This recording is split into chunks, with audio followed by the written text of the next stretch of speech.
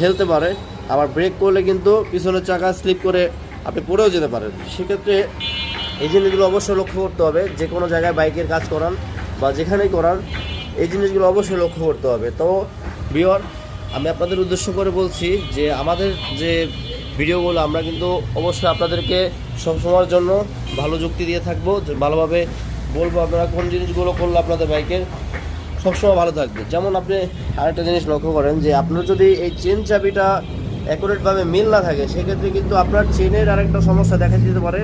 Chain স্পকেটটা খুব দ্রুততম সময় নিয়ে এটা কিন্তু ক্ষয় হয়ে যাবে। এতটা বেশি ক্ষয় হবে, বুঝতে পারবেন কীভাবে বুঝবেন?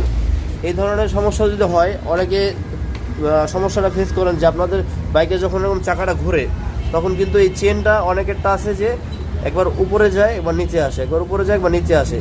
সেক্ষেত্রে কিন্তু এই সমস্যাটা হলে কিন্তু এই ধরনের সমস্যা হয়।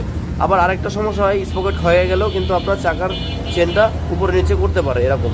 মানে এটা তো স্মুথ আছে, এটা দেখা যাচ্ছে যে একটা সমান তালে ঘুরতেছে, কিন্তু অনেকের চাকার যে চেন স্পকেটের চেনটা এটা কিন্তু লাফাতে পারে।